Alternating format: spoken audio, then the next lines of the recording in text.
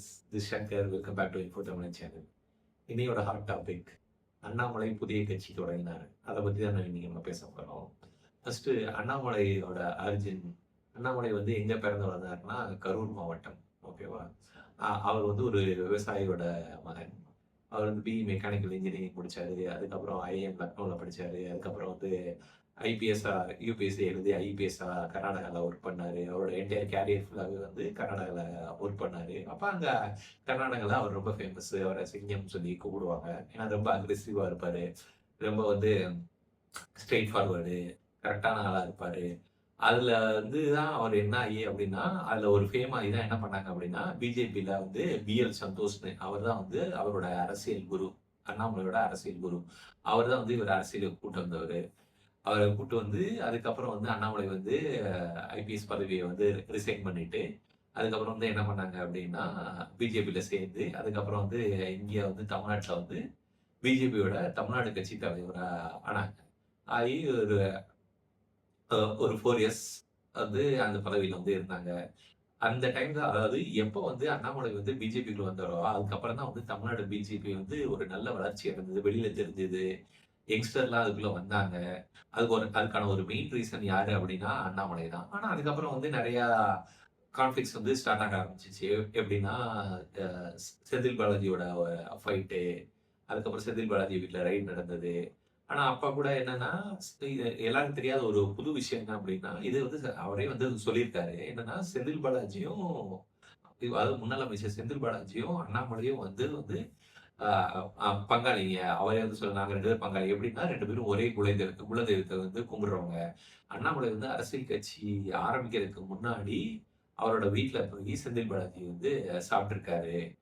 அதனால எல்லாரும் ஒரே மாவட்டம் தானே, கரூர் மாவட்டம் தானே. அதே மாதிரி ஜோதிமணி எம்பி இருக்காங்கல்ல, அவங்களுமே இவங்களுக்கு வந்து ரொம்ப 20 வருஷம் பழக்கம். அவங்களுக்கு வந்து ஒன் ஆஃப் த ரிலேட்டிவ் மாதிரி ரொம்ப டிஸ்டன்ஸ் ரிலேட்டிவ் அந்த மாதிரி. இது வந்து அண்ணாமலை தன்னோட பேட்டிகள்லாம் வந்து சொல்லியிருக்காங்க. இப்ப அண்ணாமலை வந்து இப்ப பிஜேபியிலேருந்து ரிசைன் பண்ணிட்டு தனியா இன்னைக்கு புது கட்சி வந்து தொடங்கியிருக்காங்க. அப்ப புதிய கட்சி தொடங்குனப்ப இது இது வந்து ஒரு அரசியல் மாற்றம் வந்து ஏற்படுமா? ஏன்னா 2026க்கு முன்னாடி தமிழ்நாடு அரசியல் எப்படி இருந்துச்சு? 2026க்கு அப்புறம் தமிழ்நாடு அரசியல் வந்து வேறு பாதையில மாறுது. இதுக்கு முன்னாடி வந்து 2 பெரும் கட்சிகள் வந்து அதிமுக, திமுக அவங்க தான் வந்து மாத்தி மாத்தி வந்து ஆட்சிக்கு வந்தாங்க. இப்போ தாவேகா வந்திருக்கு. அப்ப தாவேகாக்கு கரெக்டான ஆப்போனன்ட்டா வந்து அண்ணாமலை வருவாரா?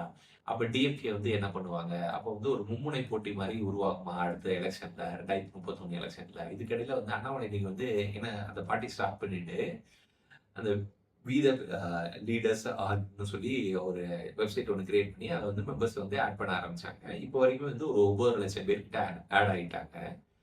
அ ஏன் அப்டின்னா, அண்ணாமலைக்குன்னு ஒரு கேங் ஒரு ஒரு ஃபாலோவர்ஸ் வந்து இருக்காங்க.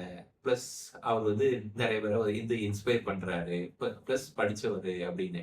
இதெல்லாம் வந்து ஒரு ஒரு வகையில இருந்தாலும், அவருக்கு ஒரு பிளஸ், மைனஸ் எல்லாம் வந்து இருக்க தான் செய்யும். ஓகேவா?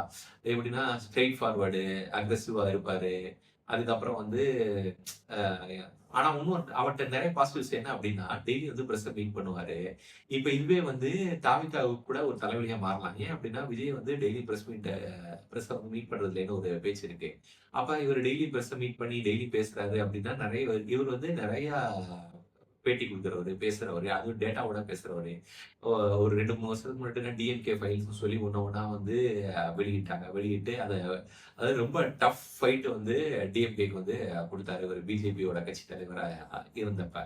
அப்ப இன்னைக்கு இவரு என்ன என்ன சொல்லியிருக்காங்க அப்படின்னா, நெறையா மாற்றம் வந்து மக்கள் எதிர்பார்க்குறாங்க. ஃபர்ஸ்ட் இத வந்து ஒரு இயக்கமா ஸ்டார்ட் பண்ணி, அதுக்கப்புறம் அங்க இருக்கவங்களுக்கெல்லாம் அரசியல் அறிவு வர்றதுக்கு ஒரு ட்ரெய்னிங் மாரி ஒண்ணு குடுத்து, அதுக்கு வந்து ஐயா அப்துல் கலாம் பேர்ல வந்து இங்க கோயம்புத்தூர்ல வந்து ஒரு சென்டர் ஒண்ணு உருவாக்கி, அங்க எல்லாருக்கும் அரசியலுக்கான ஒரு கிளாஸஸ்லாம் எடுத்து, அதுக்கப்புறம் வந்து அவங்கள வந்து அரசியல்ல வந்து இறக்குற மாரி, அதாவது ஃபர்ஸ்ட் இயக்கமா ஸ்டார்ட் பண்ணி, அதுக்கப்புறம் அத வந்து ஒரு அரசியல் இயக்கமா மாத்துற மாரி நான் பண்ணணும் அப்படிதான் முடிவு பண்ணி வச்சிருக்கேன்.